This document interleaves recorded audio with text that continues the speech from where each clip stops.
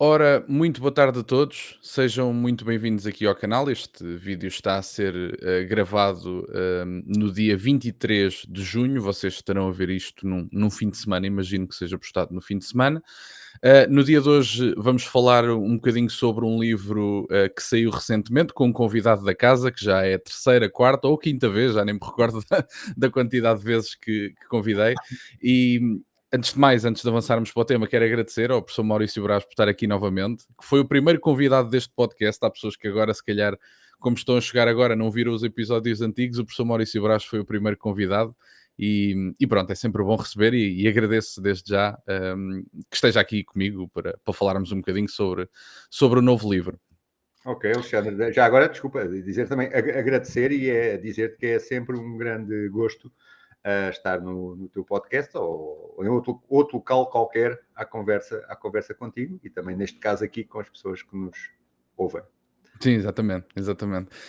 No dia de hoje vamos falar, eu se calhar até vou mostrar aqui a capa do livro. Eu não sei se o professor tem a capa. Olha, não tenho, mas Não tem. Eu consigo partilhar aqui em ecrã. Eu consigo partilhar aqui o ecrã. Vou partilhar diretamente da WUC, acho que não tem problema nenhum. Ora, o livro é este, O Laboratório Progressista e a Tirania dos Imbecis. Portanto, ficam aqui já com a capa e com a estética do livro para mais tarde, se estiverem interessados, depois de ouvirem a conversa, também poderem adquirir o livro. E eu se calhar começava então, mais pelo título, porque é um título peculiar, O Laboratório Progressista e a Tirania dos Imbecis. Como é que se fabricam imbecis e como é que surge a construção deste laboratório progressista que traz imbecis para a sociedade portuguesa e não só? Olha, o título, eu penso até que o título, como é que eu ia dizer isto? Eu penso que o título até é agressivo demais, embora uma boa agressividade, comparativamente com o conteúdo que este livro até é um livro mais fundamentado, mais articulado, em vez de usar, vá lá, por vezes um certo humor ou uma certa ironia cáustica, é mais um livro de ideias e de fundamentação de ideias e de debate de ideias. Mas o título tem uma história e, de facto, reflete um pouco o livro, que é, quando se fala no progresso, no progressismo, isso é um dos temas do livro, o conceito progressista, mas pronto, ir direto, que teremos tempo para falar, certamente, mas ir diretamente ao título. No fundo, se nós pensarmos em certas ideias, certas medidas, até legislativas e não só, seja aquelas questões desde o género aos mais diversos temas, muitas vezes é como se estivéssemos a utilizar a sociedade como uma espécie de um laboratório em que fazemos experiências societais, não é? A tal engenharia social. A Ana Arendt falava muito de um conceito que era os experimentos contra a realidade.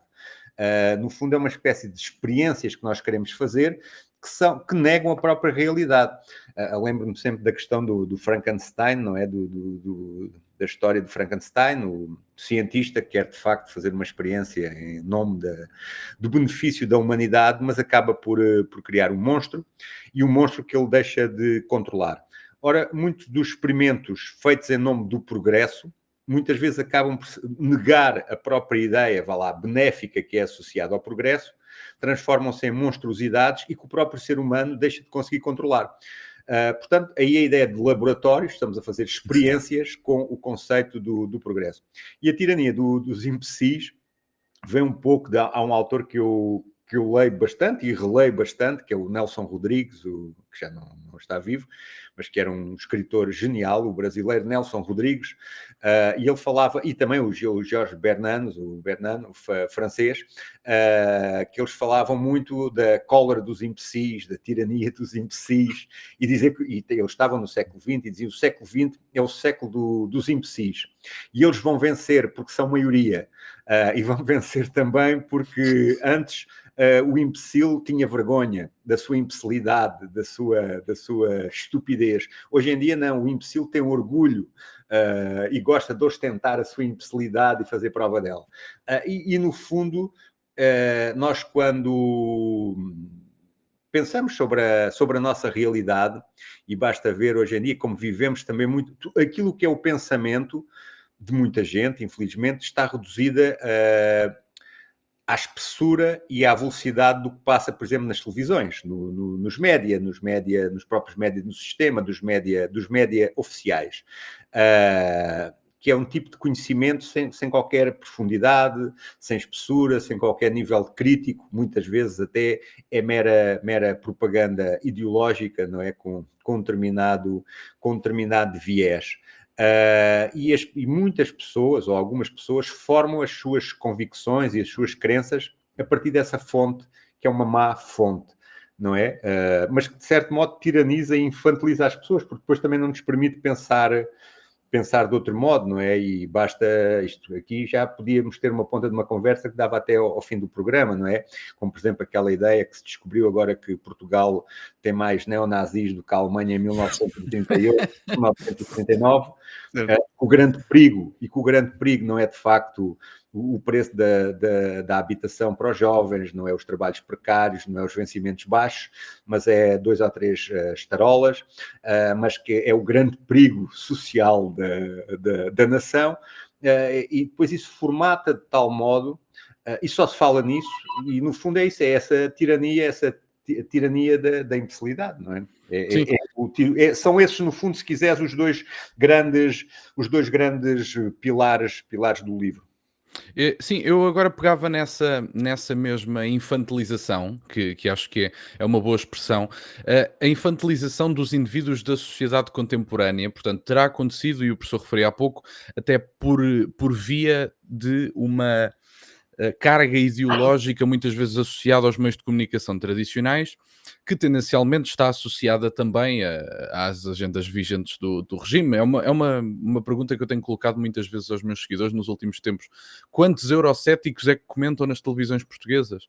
Há alguém naquela televisão que não goste da União Europeia, ou pelo menos que tenha algumas dúvidas sobre se aquilo não poderá ser prejudicial em determinadas instâncias? E, portanto, até pegando na expressão infantilização, que eu acho que é útil para descrever a sociedade atual, que mais mecanismos é que terão trazido esta infantilização e porque é que não houve um esforço de combate a essa infantilização? Será que as pessoas não se aperceberam que estavam a ser infantilizadas? Ou se aperceberam, era mais confortável não fazerem nada sobre o assunto? Sabes que dar uma resposta que é uma resposta muito simplista, mas contém um tópico que eu penso que é interessante. Ou que é interessante, não, que é importante. Explicar um pouco. É um pouco também aquela ideia do Frankenstein, que é nós desenvolvemos determinadas realidades, determinados experimentos e deixamos de ter controle sobre aquilo próprio que criamos.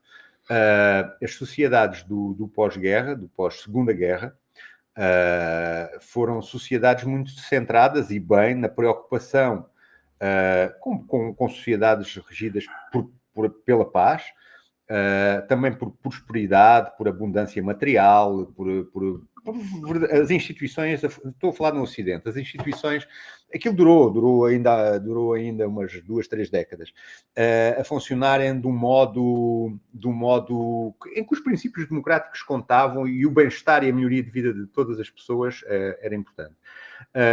Mas essa preocupação também com o bem-estar e também com a prosperidade material também se tornou uma espécie da grande meta, do único objetivo, que depois é explorado, não é? E descartamos questões fundamentais, não é? Este livro também é muito sobre isso, que é sobre a questão dos valores.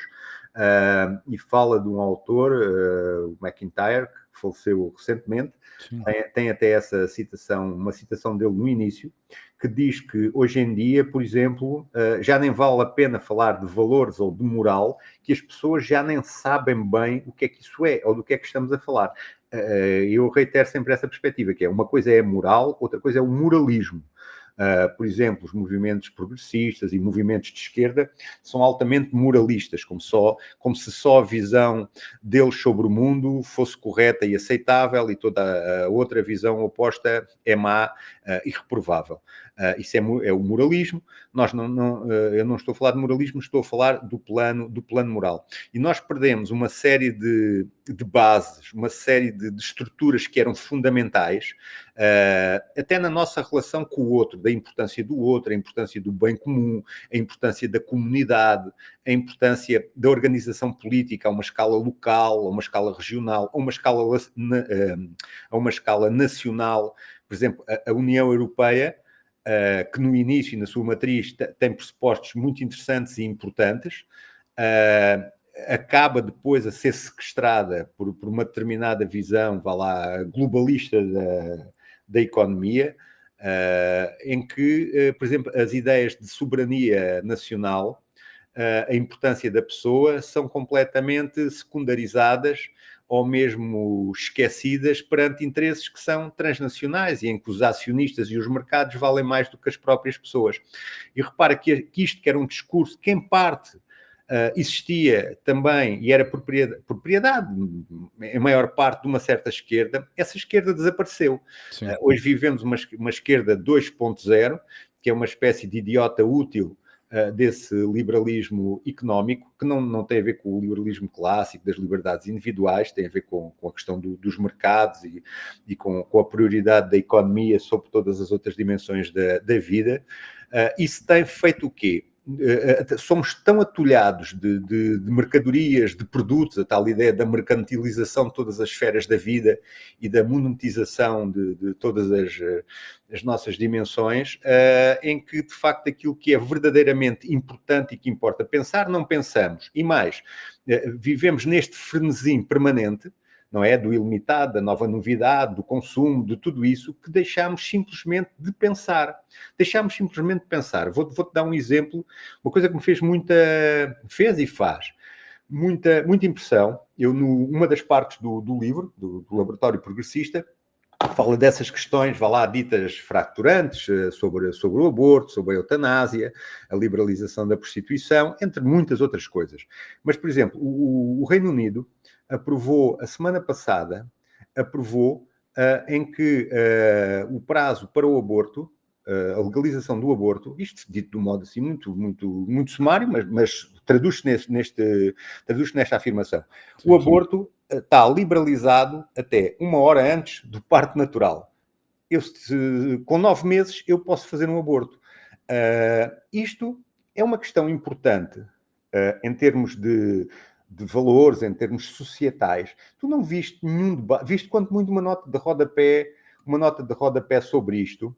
E isto tem a ver com questões, não tem a ver só com a questão do aborto em si, tem a ver com o quê? Com os valores que nós priorizamos e o que é que, em termos de vivência comum e de sociedade, para nós são limites que não devemos franquear e outros que se torna a banalização completa e total de tudo. Ora, a partir daqui, se isto já não nos preocupa, significa que já não vivemos sequer num plano ético. Eu não estou a falar no plano moralista, de sacristia, perdão, a questão de sacristia ou de beatice. Não é nada disso. E mais, até acrescento, porque é importante, sobre a questão específica do aborto, por exemplo, eu no livro falo isso e defendo essa ideia, eu não tenho posições... Pronto, já estou a falar disto e que sou o autor, eu não tenho posições absolutistas sobre o aborto. Em determinadas situações, o aborto deve ser possível. Em casos de violações, em casos de malformação, das condições de saúde da mãe, em miúdas com idades muito precárias que engravidam e que estão completamente sozinhas. Agora, o aborto, número 1, nunca pode ser um direito. É um drama, é uma tragédia, merece toda a atenção, todo o cuidado e toda a proteção da pessoa que está envolvida. Mas também não podemos depois passar, se condenamos a proibição total do aborto, legítima em determinadas perspectivas religiosas, também não podemos passar para a posição oposta, que é a banalização, e aí voltamos a Hannah Arendt, isso é a banalização do mal, que é a banalização total do que é a vida humana. Ou seja, em que, quando está em causa uma vida humana, nós optamos pelo quê? Pelo capricho ou pela vontade daquela que é a mãe. E quando nós dizemos, é o corpo da mulher, é os direitos da mulher, é a autopropriedade, se quiser ser libertário. Muito bem, mas neste caso não tem só a ver, não é a pessoa que diz, olha, vou amputar um braço, e ninguém tem nada que se meter nisso, que eu também acho que é discutível. Neste caso está um ser vivo, que é um ser humano, no seu útero, com 8 meses, estamos a falar já de 5 meses, 6 meses, 7 meses, 8 meses, em que se liberaliza completamente, deixa de se criminalizar, torna-se completamente lícito, não é? No fundo, entre o conflito, entre o meu interesse, é que aqui já não é um caso extremo, é entre o meu interesse, o meu desejo, a minha vontade, o meu apetite e outro ser vivo, decide pela morte desse ser vivo. E tudo isto passou e não causou nenhuma indignação, não causou nenhum debate, nada. E isto é uma questão fundamental em termos sociais. Muitas vezes, quando muito, poderás ver alguém de posições religiosas um bocado mais extremas, que defende a vida em todas as condições, e bem, na perspectiva religiosa, agitar-se um pouco sobre isto, mas, por exemplo, este tipo de situação passou completamente. Não há debate sobre isso. Não há. A infantilização é nesse sentido, que é, o que é que a criança faz? A criança só reage a cada estímulo de prazer ou de dor que é que o afeta a cada momento. E o nosso pensamento está um pouco nisso, não é? Temos o prato do dia, agora é o ataque do Irão, antes foi os neonazis, amanhã há de ser os afogamentos na praia, depois há de ser o Gouveia e Mel, quer dizer, pensamos, a nossa capacidade de pensar está restrita a 24 horas, e pronto, e vivemos, e isto é de facto, lá está, é um tempo que em termos de pensamento crítico e de verdadeiramente pensar até sobre a nossa vivência comum e individual, é um tempo miserável, nesse sentido. Sim, não, eu até acho, aliás, eu já ouvi, por exemplo, pessoas que, sinceramente, nem sei se têm ligações religiosas ou se não, mas acho que é bastante defensável uma pessoa que, pronto, que veja a vida humana, que também, no meu entender, como assim é, que não precisa de estar fora da barriga da mãe para ser uma vida humana, e acho que é o próprio Milley que faz essa defesa de uma lógica até liberal, libertária, que é, bom, como há ali outro indivíduo, não há violação dos direitos desse indivíduo, ainda para mais numa altura em que ele está particularmente frágil, como é É. naquela circunstância. Portanto, não, pelo menos eu, da minha parte, não conheço ligações religiosas do Milley, acho que ele não tem, quer dizer, digo eu, se calhar estou aqui, Sim, não, sim, se calhar sim. ele até é católico ou assim, não faço ideia, por acaso não sei, mas acho que é defensável até de outros pontos de vista esse direito à vida que até está na Constituição. Mas olha, o Milley, sendo libertário, há muitas teorias libertárias que dizem que a mulher tem todo o direito, porque o feto até uma certa altura é uma espécie de pode ser um parasita, a expressão é dessa, do Rothbard, agora não me lembro o nome do outro, é um parasita indesejado, Essas expressões existem, no fundo é um bocado essa ideia que é essa questão de qual é o critério primado da sociedade? É a liberdade individual, irrestrita e ilimitada. Acrescentam depois aquele princípio, desde que não cause dano ao outro, que é muito, muito discutível, porque estamos sempre a causar danos uns aos outros, mas, portanto, essa ideia de liberdade ilimitada, não é? A tal ideia do consumidor deve ter a liberdade total para fazer as escolhas dos seus produtos, não pode comprar a mala Vuitton, comprar mal Vivion, que é uma falsificação, mas pode ostentar também essa mercadoria. E isso, de facto, isso tem um preço em que sentido? Hoje em dia, fala-se muito, e eu acho que é de facto um problema sério nas sociedades, que é a polarização e a tribalização dentro das próprias sociedades. Nós somos comunidades, e em vez de o que nos orienta em termos comuns ser aquilo que nos une e não aquilo tanto que nos separa, o que nos une desapareceu completamente e estamos acantonados, cada um na sua tribo, cada um no seu polo.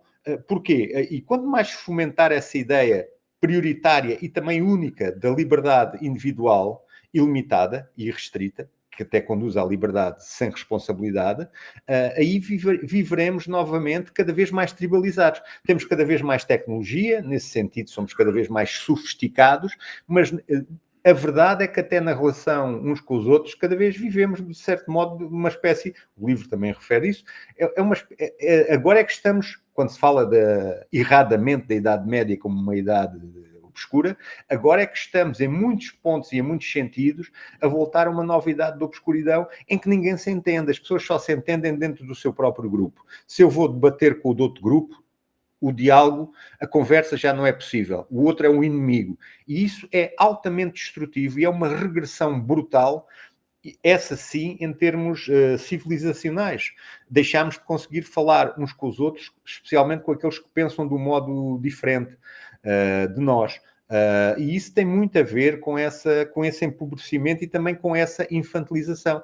E isto favorece quem? Favorece, de facto, quem detém o poder, não é? Quanto mais divididos e mais isolados estão as pessoas na sociedade, mais fácil é controlar e manipular até as vontades e as emoções das pessoas, não é? E aí, de facto, somos uma espécie de seres passivos nessa narrativa oficial que está sempre a decorrer, embora exista uma narrativa oposta que, felizmente, cada vez também tem mais força, não é? Porque tudo também tem os seus limites.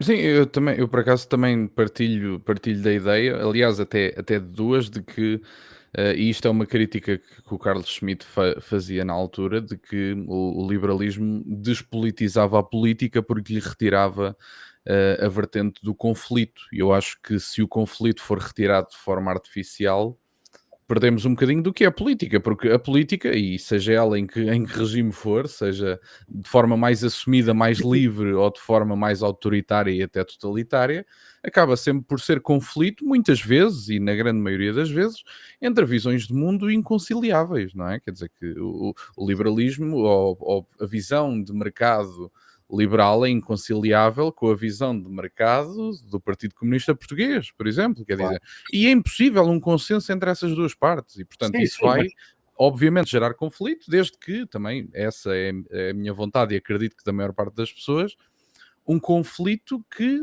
não extravase determinadas regras e onde se possa toda a gente conviver e ter, mas lá está, sempre com o conflito presente, que eu acho que ele é Alexandre, inevitável. o conflito é inevitável, faz parte da natureza humana e é fundamental. Sim, Agora, a questão é aonde é que conduz o conflito? O conflito pode conduzir ao quê? A um afastamento e a um ódio total entre cada um dos polos e dos extremos, em que o conflito só é superado quê? Com a aniquilação do outro lado. Não há possibilidade, agora assistimos em termos mundiais um pouco a isso, não é? Ou há outras formas. Marx falava nisso, mas antes foi Hegel a falar nessa questão, na questão da dialética, e tem aquela história da dialética do amo e do escravo. Isso passa-se muito com os movimentos esquerdistas, com os ativismos esquerdistas, que é, no fundo, o escravo, a vítima é o escravo, temos de defender a vítima, temos de defender o escravo, mas no fundo o que é que eu quero? Quero transformar o escravo no novo senhor e o senhor no novo escravo. Ou seja, neste sentido a dialética nunca é superada, que é um pouco aquelas ideias. Eu quero combater o racismo, por isso exalto o poder negro e criminalizo o poder branco. Ou seja, eu não saio da dialética, não saio da dialética. O que eu faço é substituo as personagens, mas o processo negativo está lá, permanece, não é? E nesses movimentos dialéticos, o conflito serve também para quê? Para se passar a patamares que superam o conflito anterior, não é? Permitem novas sínteses, novos equilíbrios, que por sua vez gerarão novos conflitos, não é?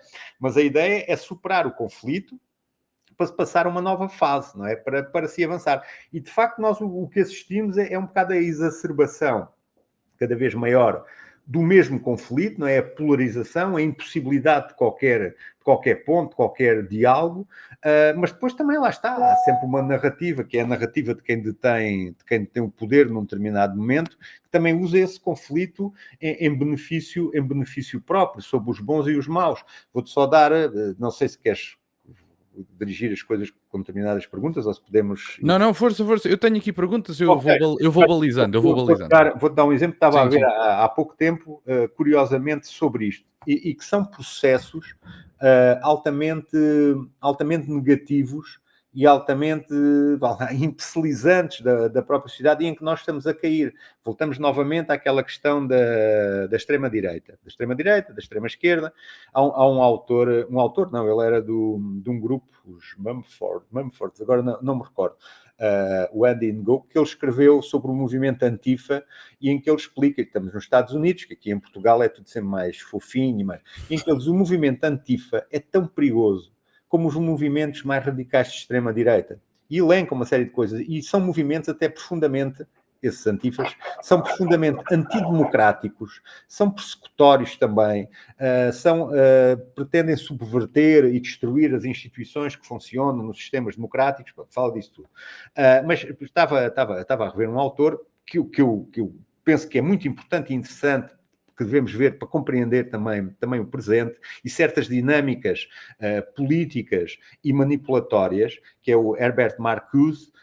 Ele tem uma obra que é a tolerância repressiva, e no fundo em que ele explica, diz ele assim, bem, isto devemos ser tolerantes, mas atenção, temos que ter atenção, que é, se sobre a questão do discurso do crime de ódio, que está muito da moda, não é?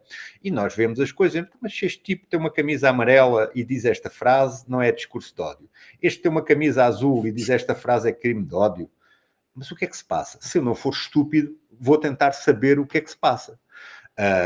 Não for estúpido, não for retardado, essas coisas. Vou tentar saber o que se passa. O Marcos explicou isto nos anos 60, dizia, bem, isto é muito simples, que é, sempre que for a esquerda a odiar, a ofender, a perseguir e a insultar, isso pode ter uma função libertadora. Estamos a libertar das estruturas opressivas, das estruturas machistas, das estruturas colonialistas.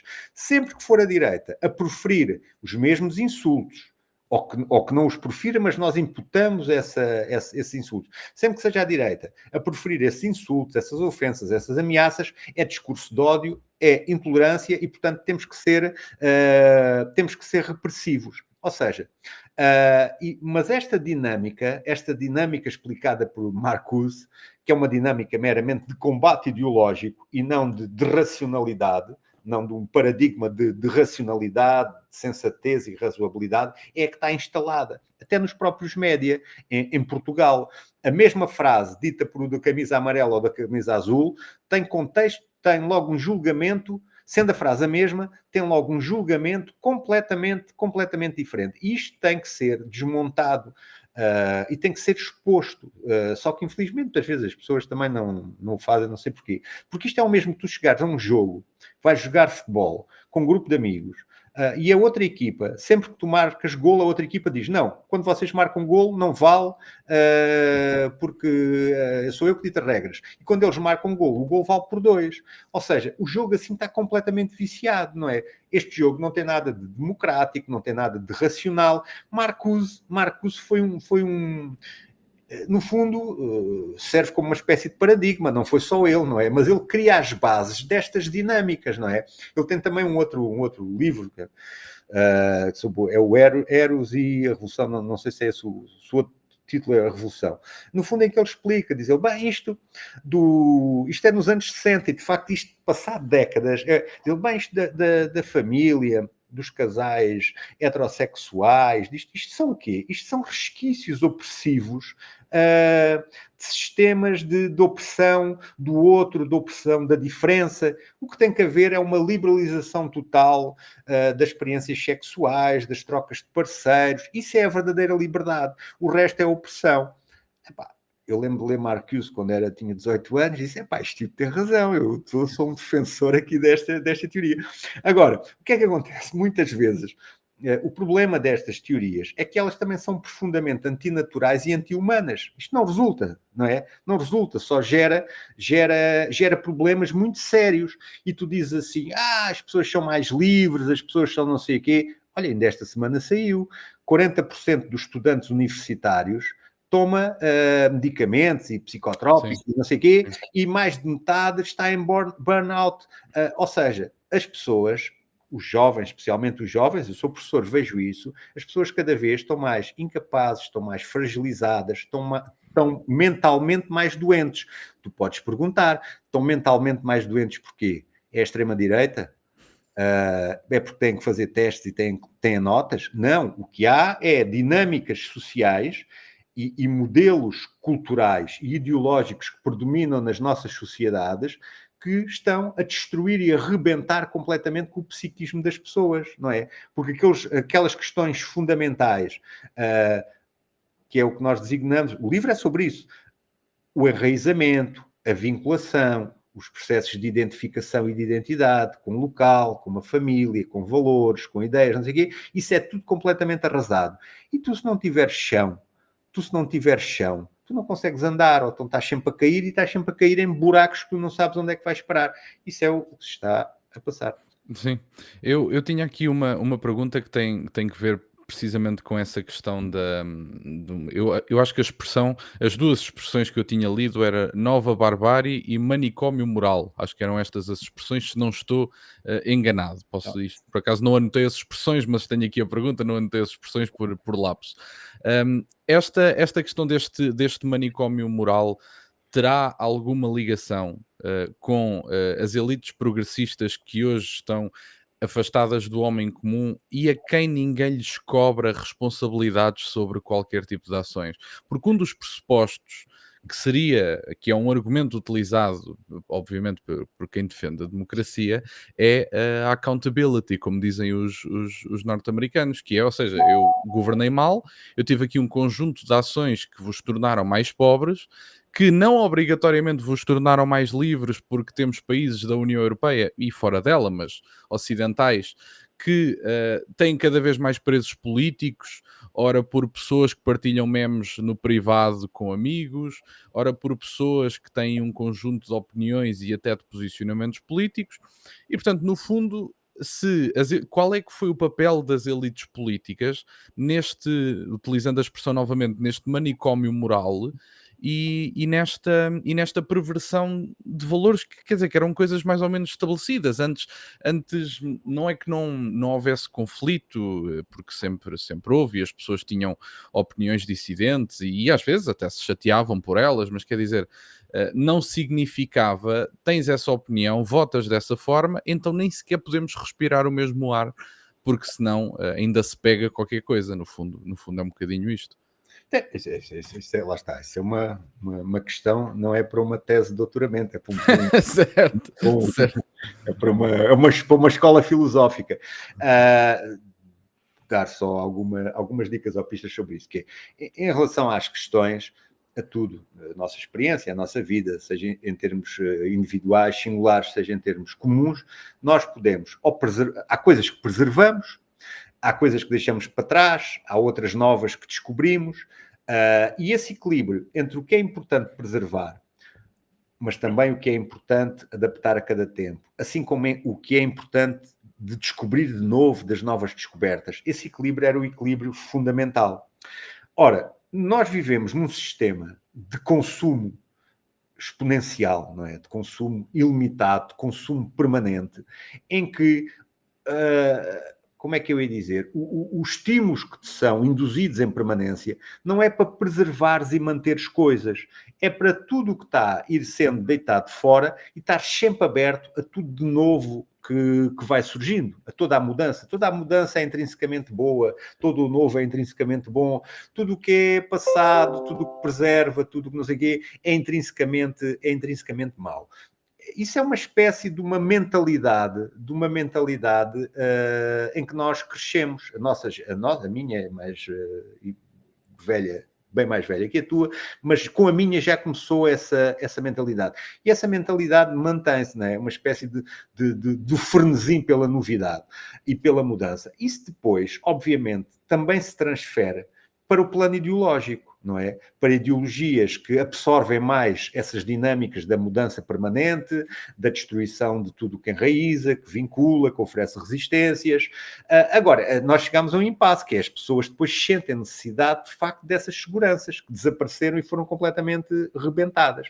Sobre a questão que tu dizes das elites, todos nós, individualmente, o problema não é... Nós sentimos falta desses valores que seguram sentimos falta desses ancoradores. O problema é que, tal como dizia o McIntyre, muitos de nós já nem os conseguem reconhecer. Ora, como é que eu posso encontrar uma coisa que já nem sei o que é? Eu sei que sinto a falta, não é? Eu sei que sinto a falta, mas eu já não sei o que é que procuro, mas sei que ela não está cá. E isso depois é que cria os desequilíbrios psicológicos, as psiquiatrias, essas coisas todas, porque é um frenesim. Nós temos limites, o nosso cérebro também, tudo isso, os nossos comportamentos, não é? Eu se todos os dias, qualquer um de nós, se todos os dias tiver uma nova relação com alguém, seja homem, seja mulher, seja o que for, ao fim de 2, 3 anos, se calhar até menos, nós em termos emocionais, em termos sexuais, se quiseres, sentimentais, nós estamos completamente rebentados. Isto já não funciona para lado nenhum, não é? E é este frenesim constante que existe. O que é que acontece? Esses valores, essa que tu falavas, do homem comum, tudo isso existia, não é? Na família, na comunidade, essas coisas mantinham-se. Isso foi-se diluindo completamente. Hoje em dia, muitos processos, vá lá, de unificação, vê bem, é as questões do futebol, com pessoas, não é? Está ali tudo junto, as pessoas cantam o hino, metem a mão no coração, imagina fazerem isso em relação a uma ideologia, ou coisa. Não era, o que aí não era. O que é que acontece com o que tu falas da questão das elites? Isso estava uma longa conversa e é uma questão muito interessante, porque aquilo que nós chamamos as elites, vá lá, culturais, académicas, houve uma mutação profunda nisso. Até muito dessa gente é associada, por exemplo, à esquerda. Só que houve um problema. Hoje em dia, eu publiquei um texto recentemente no jornal sobre isso, que é as elites sedentárias. Hoje em dia, e nós somos dessas áreas, as áreas do papel e da caneta, das ciências sociais e humanas, já não têm importância nenhuma. Não servem para nada. Mas nós ficamos muito frustrados com isso. Porquê? As pessoas estudaram, têm as licenciaturas, têm os mestrados, têm os doutoramentos, muitos acabam como caixas e repositores no Pingo Doce, não sei o quê. Um doutoramento é capaz de dar o equivalente a trabalhar na FNAC, mas esses cursos perderam uma grande importância concreta e até simbólica, porque de facto, o que nós precisamos, em termos de know-how, é pessoas que, vá lá, das ditas ciências duras, não é? Das físicas, das biologias, até as engenharias, as informáticas. Do outro lado, ficou um excedente de milhares e milhares de pessoas que antes tinham prestígio, aquilo dava prestígio, dava estatuto, e que atualmente já não têm nada disso. E, ao mesmo tempo, também há uma espécie, duas coisas. Essas elites, ao viverem até pela especificidade, vá lá, dos seus cursos, numa espécie de uma ideia de mundo que não é o mundo real, não é? E que muitas vezes são distopias que nós queremos aplicar à realidade. Somos todos iguais, o homem é bom, a igualdade é possível, temos que acabar com as vítimas no mundo. Ou seja, ideias completamente infantis e patéticas, porque são irreais e são distópicas, as questões são outras, mas ao mesmo tempo, ao perderem também esse estatuto, o que é que acontece? As pessoas cada vez estão mais enraivecidas e mais zangadas. Essas próprias elites também estão zangadas. Estão muito zangadas. Elites que fazem parte desses... Eu aqui estou a divagar um bocado, mas porque estou também a sintetizar isto muito. Mas essas elites que fazem parte dos blocos, dos livros, uma parte também dos partidos socialistas e tudo isso, são pessoas que estão muito zangadas com todas as outras. Elas odeiam o homem comum. Elas odeiam as pessoas comuns, elas odeiam os trabalhadores, elas odeiam as pessoas simples. Porquê? Porque elas estão zangadas, porque de facto já não têm o poder e o prestígio que verdadeiramente tinham. E vivem num mundo completamente irreal. Mas a verdade é que ainda ditam, em determinadas instâncias, nos média, nas universidades, por exemplo, no caso português, tu ligas a televisão, as SICs, a CNN, a NOW, o discurso que permanece, o discurso predominante, é um discurso de gente que podia ser uma preleção do Partido Livre ou do Partido do Bloco, ou, não sei, ou seja, 7% da sociedade pretendem ditar como é que os outros 93% têm obrigatoriamente de viver e de pensar. E lá está, isto faz parte, voltamos à conversa de há pouco, isto faz parte desse conflito e dessa polarização crescente. Eu sei que não te respondi bem à pergunta, mas... Não, sim, está dentro do tema e até se introduziu um tema que também é bom até para a próxima pergunta, que faz aqui uma ligação boa. Falava-se até pronto, tanto da medicação que neste momento está a ser utilizada por estudantes universitários e que estão a viver com alguma dificuldade a vida académica, vamos dizer assim, e acho que a vida académica também terá o seu papel naquilo que é, diria fabricar, vamos pôr a coisa nestes termos, fabricar militantes. Diria que a vida académica também tem espaço para isso. E eu gostava de perceber sobre a questão se a decadência não digo da humanidade, porque isto é um problema mais ocidental do que propriamente do mundo todo. Há zonas do globo que não enfrentam uma decadência destas, do ponto de vista de valores, do que é bom, do que é mau e etc. Mas qual é que seria o papel das universidades e se as próprias redes sociais, diria, eu não sei se teriam, eu acho que as redes sociais não diria que tenham o papel de criar ideologia, mas pelo menos de manifestar essa ideologia. Mas no campo das universidades, que papel é que as universidades têm neste momento, até por nos faltarem especialistas em determinadas áreas que são essenciais ao progresso da humanidade, seja ele tecnológico, seja ele do ponto de vista da saúde, e portanto, se no fundo será que as universidades se transformaram em centros de ativismo e de formação de ativistas?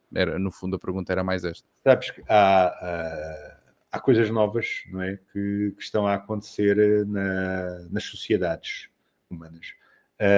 A questão da tecnologia, temos uma tecnologia, a tecnologia sempre existiu, desde que existem seres humanos, até uma marreta, uma peça tecnológica, depende da função que eu lhe der. O ser humano sempre criou tecnologia, a tecnologia sempre mudou a vida do ser humano, umas vezes mais, outras vezes menos, mas agora estamos a inventar criámos um tipo de tecnologia completamente diferente e uma tecnologia completamente nova, que é uma tecnologia que aprende com ela própria, que se pode regular a ela própria e que interage connosco e pode mudar e vai mudar completamente a nossa vida. Vai ser, no fundo, a apoteose do Frankenstein. Nós vamos perder o controle total sobre essa tecnologia. Mas isso é uma outra questão. Sobre a questão que tu colocas das universidades e até aqui, é assim... nós andamos sempre a querer inventar a roda, mas a roda já está inventada. Nós já vivemos também, todas as experiências que há para viver, nós já as vivemos.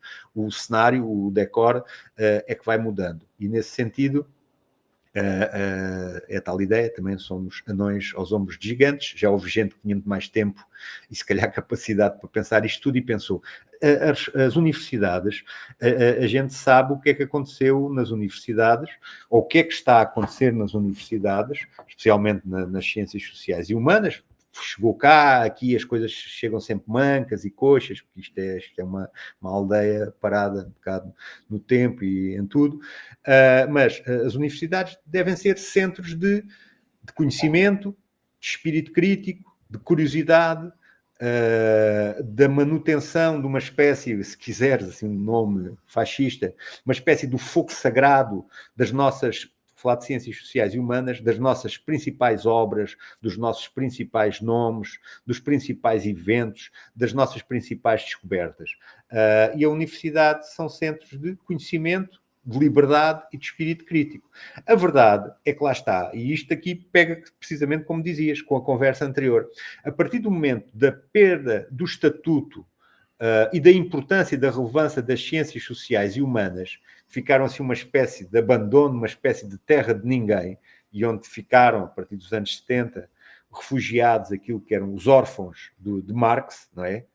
E que perceberam, de facto, que todas as concretizações práticas do marxismo e da esquerda, como dizia também o Nelson Rodrigues, são morais de excremento, sofrimento, miséria e sangue, ficaram frustrados, fecharam-se nas universidades, vão deixando discípulos, os netos, que chegaram até nós, em que tendo perdido completamente o contacto com a realidade, sentindo-se traídos, sentindo-se com pouco prestígio e poder, não é? Vão formulando visões de como é que devem ser as sociedades, quais são as chaves explicativas do mundo. No fundo é o tal manicômio. A universidade transforma-se num manicômio onde estão uma série de loucos fechados, não é? A desvendarem os grandes planos de como é que o universo funciona, como é que o universo pode ser criado, como é que pode ser destruído, como é que pode ser reequilibrado, as grandes sociedades perfeitas. São esses loucos, há loucos sempre mais dotados que outros, são esses loucos que estão no manicômio a forjar esses grandes sistemas sociais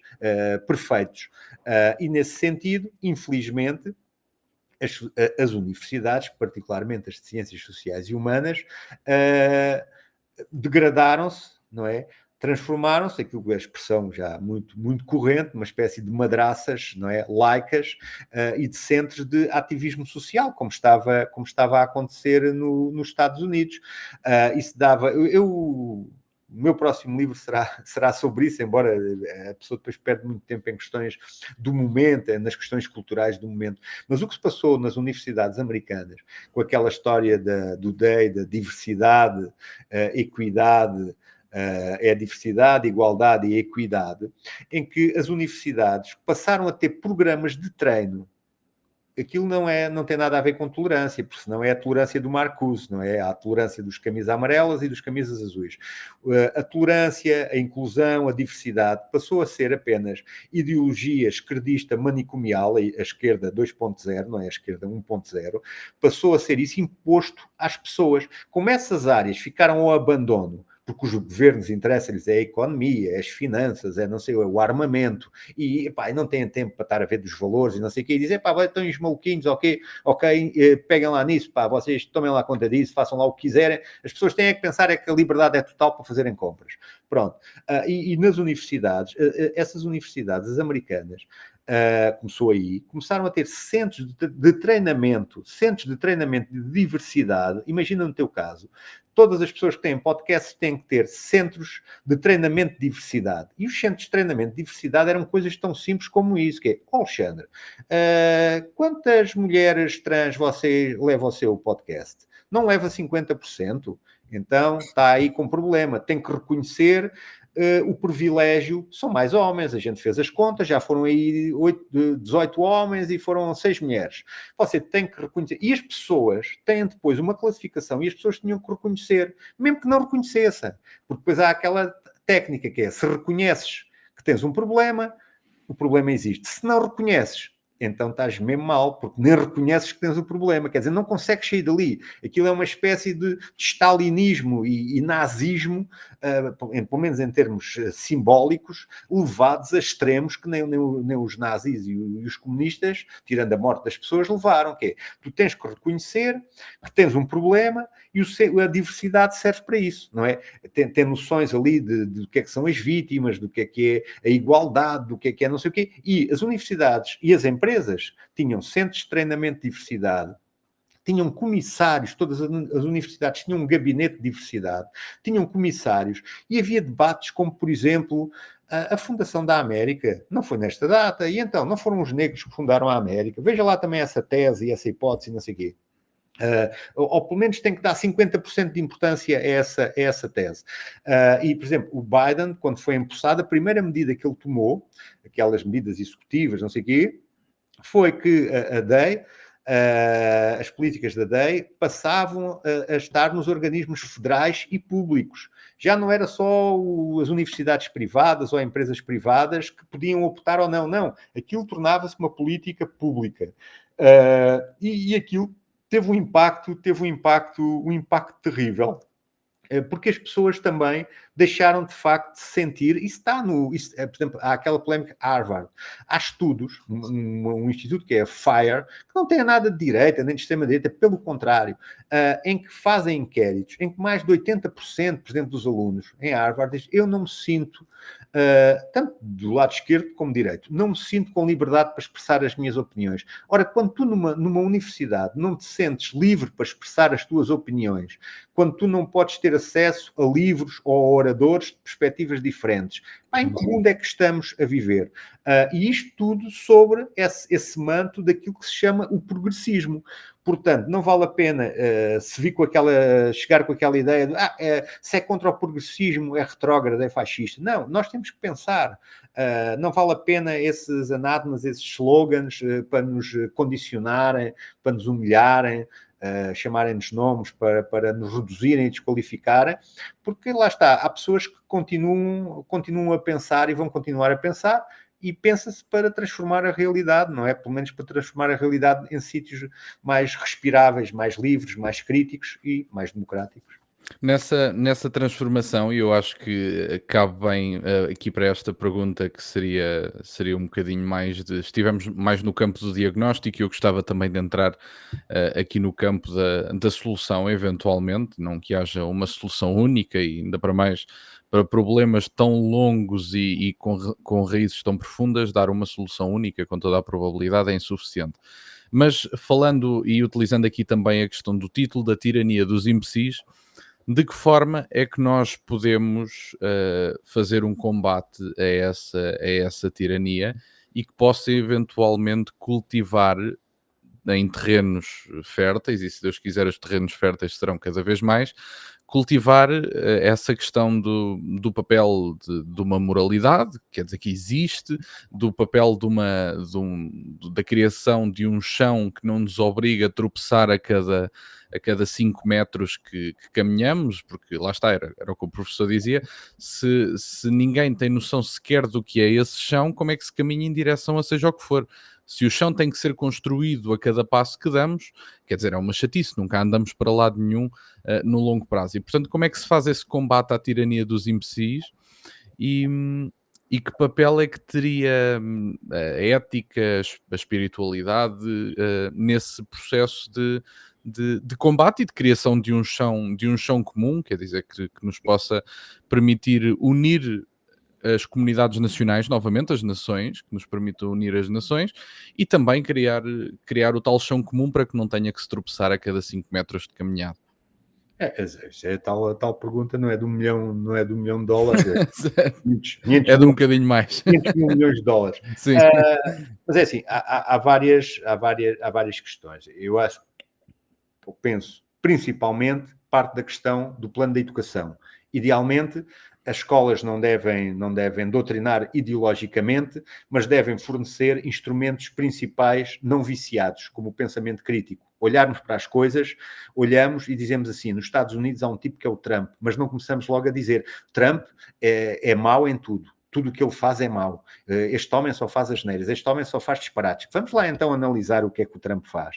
Não, as pessoas têm que ser livres e no exercício da sua liberdade de pensamento e de expressão, debater, olhar para factos, especialmente trabalhar a partir de factos, não de factos deformados ou viciados, como aquelas coisas dos verificadores de factos, que está ao nível da censura bolchevique e stalinista, não é? Que aquilo é uma coisa medonha, parte pela educação. Mas não havendo na escola, podemos nós fazer em casa, quem tem filhos com os seus filhos, e no fundo não é, volto sempre a dizer a mesma coisa, não temos que ser de esquerda, não temos que ser de direita, temos que ser pessoas decentes. E pessoas decentes cultivam a informação séria, cultivam o debate, cultivam a liberdade, cultivam o pensamento crítico e até desconstruir as coisas. E isso tem que ser valorizado nas relações entre os filhos e os pais, os pais voltam a olhar para os filhos, a falar com eles, a debater, a pensar sobre as coisas. Na própria educação também, como eu dizia, é fundamental. E depois, num lado mais que não depende tanto de nós diretamente, aqui a questão é um bocadinho mais polémica, que é o que se está a passar atualmente no Ocidente, desde Trump até à União Europeia, até a Portugal, que o próprio Chega, há 20 anos era impensável. Ou seja, então, mas os nossos principais génios, os nossos principais intelectuais não conseguem perceber, não conseguem antecipar o tempo em 10 anos ou 20? não é? Mas que capacidade é a nossa? Ou seja, isto significa o quê? Que muitas vezes as coisas mudam, porquê? Por saturação, por exaustão. Há muita gente que bebe muito e que fuma muito, e que deixa de beber e fumar, não porque, entretanto, faleceu, mas que o corpo já não aguenta aquilo. E eu penso que em termos sociais e em termos individuais, eu vejo isso com as pessoas mais jovens, as pessoas chegaram a um ponto de saturação tal que querem algo diferente. E isso deve ser aproveitado. Nós, muitas vezes, cada um por nós também chegamos lá. Mas isso pode ser aproveitado por partidos políticos, por organizações, por as mais diversas instituições, que hoje em dia têm outros veículos. Olha, os podcasts, a internet, não sei o quê. Portanto, as coisas já não são sentar-nos todos numas cadeiras de plástico e ouvimos o grande Vila Morena e depois temos ali falamos sobre a liberdade, não é? As coisas já não são assim. Acontece isso. E depois há outra coisa. Isso tem-me feito pensar muito e debater muito. Por exemplo, o caso de Trump. Eu acho que penso que Trump, tenho muitas críticas a apontar a Trump, mesmo em termos, tenho a minha concepção ideológica, não sei o quê, tenho muitas críticas a apontar a Trump, mesmo em termos ideológicos, não partilho de modo nenhum aquela ideia que interessa, que é um sistema que faliu, os tais democratas que destruíram a democracia, foram eles que fizeram surgir os Trumps e outros, Sim. Sim. mas não têm capacidade de autocrítica e agora projetam todas as características negativas deles próprios nesse outro que aparece como solução e que só aparece porque eles falharam. Não vou por aí.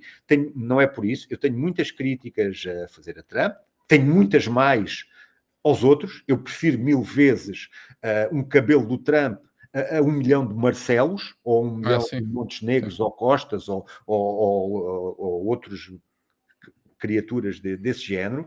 Mais que não seja, só para deixar uma breve nota, mais que não seja, porque apesar de se poder discordar, e eu discordo em muita coisa, aliás, até estou desiludido com algumas ações recentes, mais que não seja porque pelo menos há um corpo de medidas, de promessas, uma delas, por exemplo, furada recentemente, mas enfim, há um conjunto há algum conteúdo, não é? O Gouveia Melo é a prova viva disso. Ele consegue estar em entrevistas horas a fio e não há uma posição sobre nada. Não, eu quero a imigração controlada, mas tem que ser com o humanismo. Eu sou a favor da vida, mas eu não mexia na lei. Homem, diga alguma coisa, posicione-se sobre alguma coisa. E sabes, o que eu te ia dizer depois de Trump era isso mesmo que tu acabaste de dizer, que é, por exemplo, o caso Trump tem muitas críticas. Também tenho muitas coisas que elogio pessoalmente e aprovo, mas tenho muitas críticas, muitas.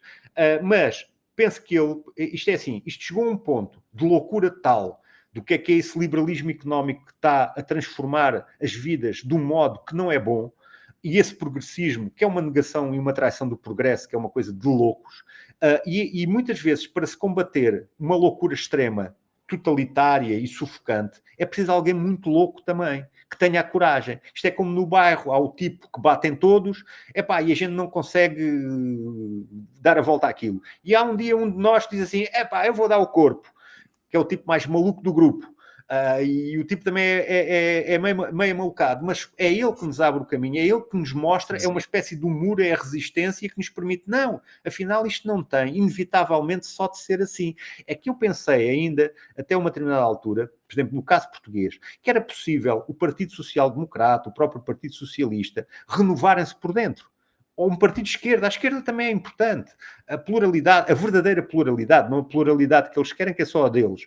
A pluralidade é importante. Era importante, mas eu já não acredito, e em termos factuais, que possa existir, de facto, uma reforma por dentro dos partidos. Têm que surgir coisas completamente novas.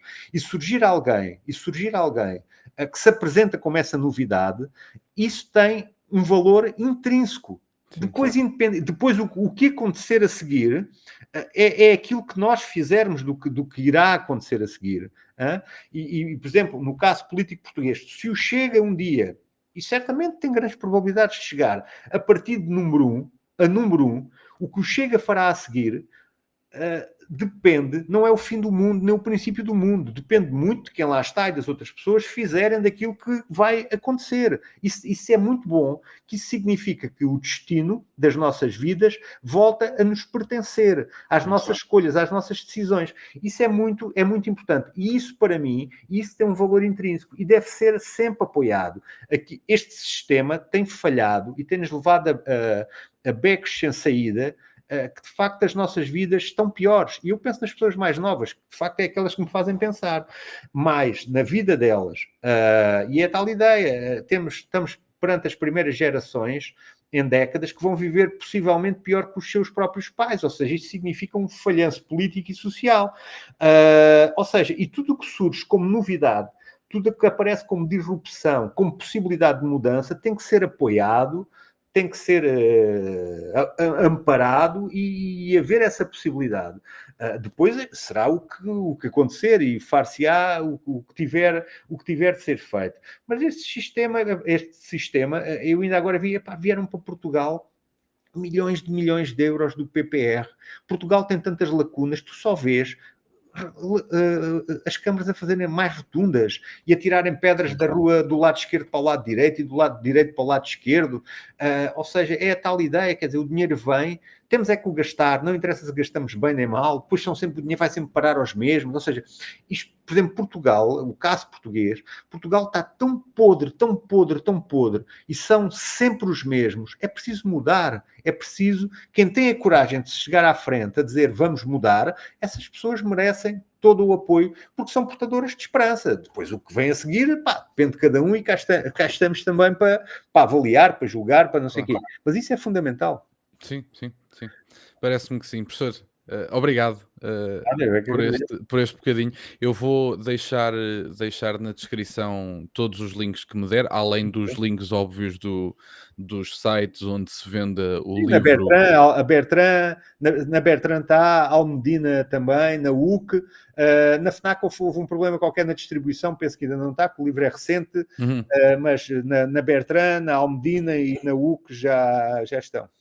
Sim, eu vou deixar todos os links. Se o professor quiser que também deixe alguma rede social ou alguma coisa do género, também deixo. Okay. O que me fornecer, eu deixo. E pronto, fica o episódio e fica. Depois deem também os vossos comentários no aquilo que entenderem sobre o assunto e leiam o livro, que já falámos aqui sobre obras anteriores do professor. Estava a ver se tinha aqui alguma à mão, por acaso não tenho, mas já falámos de um diagnóstico. Eu lembro-me do livro do Diagnóstico a Portugal que o professor fez, que agora não me recordo do nome do livro, O mas atraso português, o Atraso Português, exatamente. o O Modo de Ser ao Modo de Estar, exatamente. E tem aqui esses episódios no canal, se estiverem interessados em ouvir o professor sobre outros temas, mais especificamente até os nacionais, tem esse episódio. E cá estaremos para uma próxima, quando lançar esse novo livro que está a tratar também, obviamente será bem-vindo aqui ao canal para falarmos um bocadinho sobre ele. Muito E, obrigado, portanto, Alexandre, e ao teu trabalho fantástico. Obrigado. Fico grato e mais uma vez digo como foi o primeiro convidado, numa altura em que nem havia episódios, o canal estava vazio, não tinha um minuto de vídeo. Agradeço também a confiança que nos deu na altura, porque pronto, sem ver trabalho, optou por confiar em nós e aceitar o convite e portanto agradeço. Portanto, ficam então com todos os links na descrição e até uma próxima e obrigado por estarem desse lado. Obrigado.